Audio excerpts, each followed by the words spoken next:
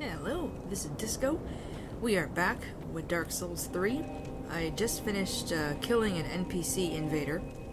If you are embered, he will normally invade you around this spot, around the dilapidated bridge bonfire. We're going up here because I wanted to get some more Titanite shards, just a little bit more, just so I can be one step closer to upgrading my club to the next level. This thing does get pretty powerful later on for a little strength weapon. I mean, it's nothing compared to an ultra great sword or anything like that, but for the speed that it can do, what's the potential staggering that it can do, it's a pretty good weapon. I hate these things. I just hate them. Not to mention, I don't know what it is, but maybe it happened right here. But when you bump into the evangelists, for some reason she'll make your character flinch, and it's just terrible. I don't understand it. Have I said that before? I feel like I've said that before. Oh well. We're gonna go down here, get another Titanite shard, and then we're going to meet our favorite onion knight.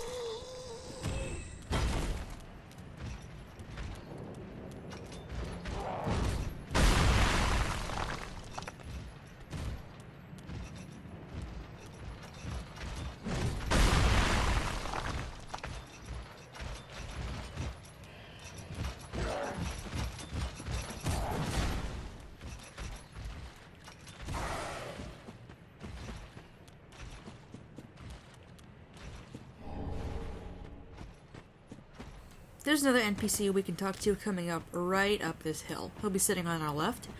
You can talk to him, and if you follow his quest line, then you can get some pretty good miracles from the maiden he is supposed to be protecting. And this is not a faith character. As I said before, there will be some quest lines that I just won't follow because they won't benefit my specific playstyle during this playthrough. In my opinion, I don't think faith is very good in this game. I can't remember ever using it either in Demon Souls or even Dark Souls. I mean, maybe I used the lightning spear, but that's about it.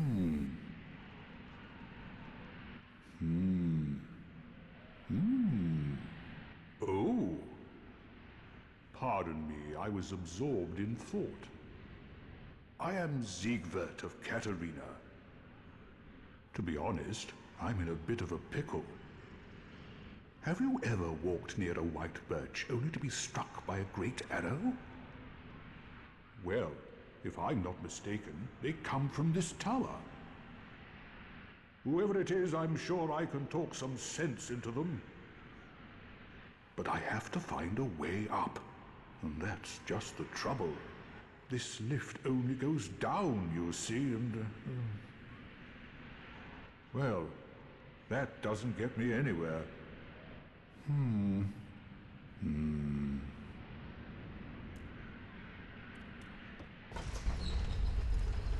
We'll help him out with that. So this is a double elevator. There's a few more later on in the game. This one will lead us down to the third area, the Crucifixion Woods. However, there will be a Frost Knight guarding the entrance. So what I like to do is cheese him, or her, grab the ember right over here, hide behind the pillar until this thing gets about halfway up the stairs, and then book it towards the door.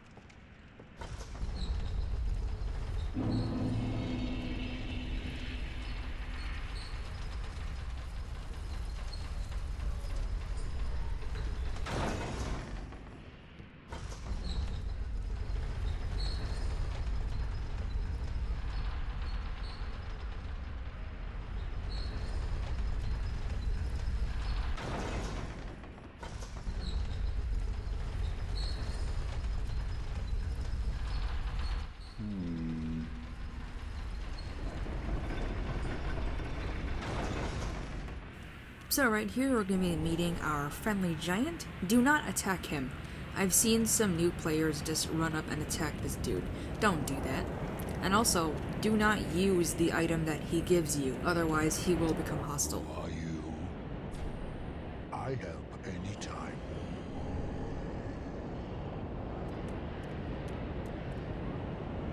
There is the path that we need to go to in order to get the, technically he's optional, in order to get the big tree boss.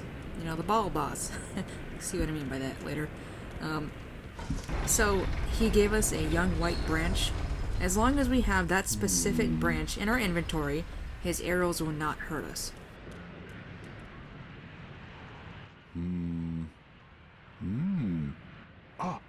Oh, don't disappear like that. You had me downright worried. But thanks to you, an epiphany has struck me square in the head. I've unraveled the riddle of this inscrutable lift.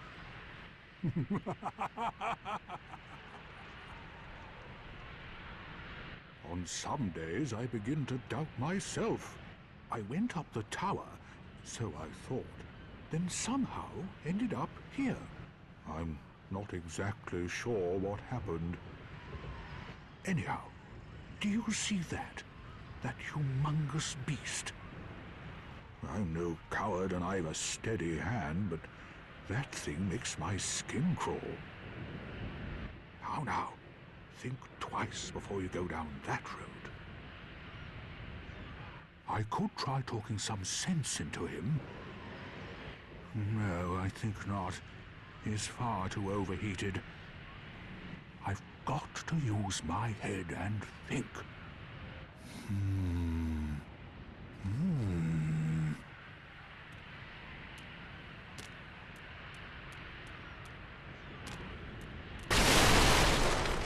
So the strategy for this boss is don't use fire, because this is a fire demon, and let Sigurd take the aggressive approach. And just, you know, help him out, make sure he doesn't die. Now. I, Sigurd of the Knights of Katarina, fight by your side.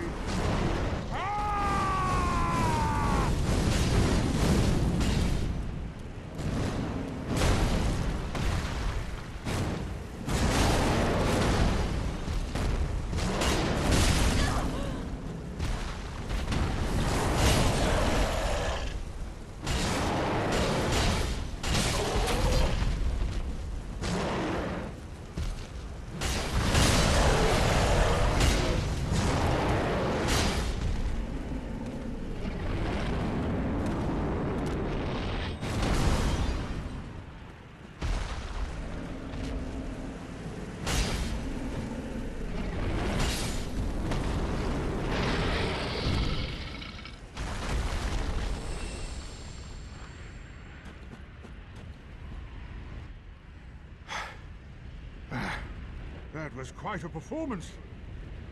But you mustn't get in over your head. We unkindled must put our duties first. But, for the moment, we've a toast to make. To your valor, my sword, and our victory together. Long may the sun shine.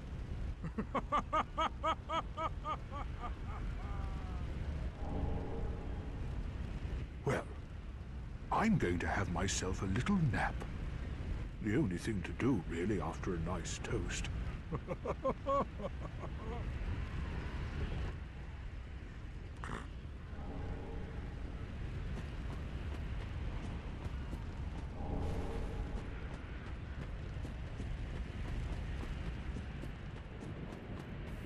Okay, after that harrowing fight, we're gonna go down here, pick up a Pale Tongue, which is a Covenant item.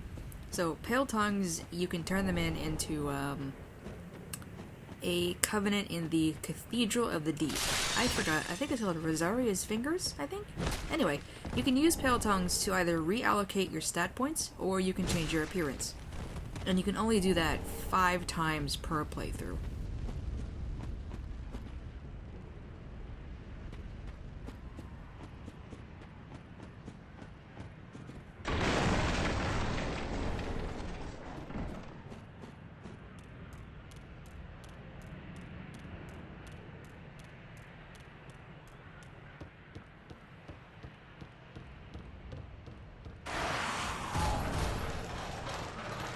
I wouldn't use any Alluring Skulls you have yet. I would save them for the boss fight in the Cathedral of the Deep.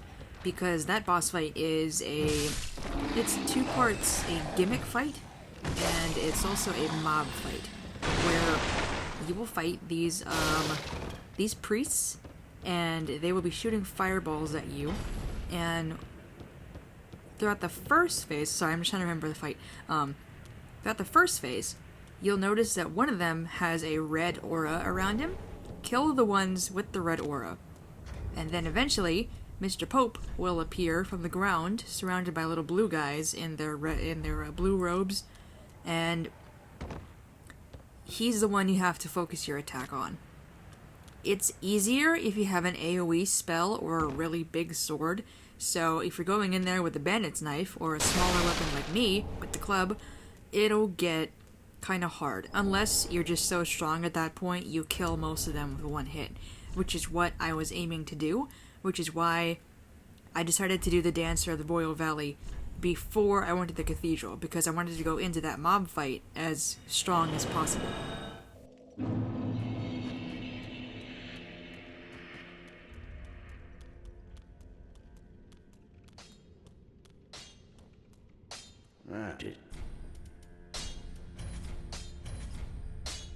Pretty big like that.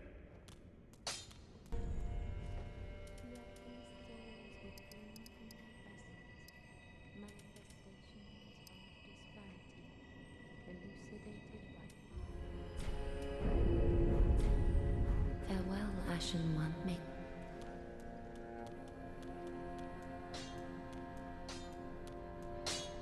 What?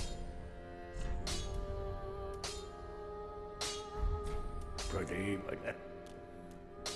Alright, thank you so much for watching. In this next part, we're going to be exploring the Road to Sacrifices, and we're going to be going to the Farron Swamp as well. See you then.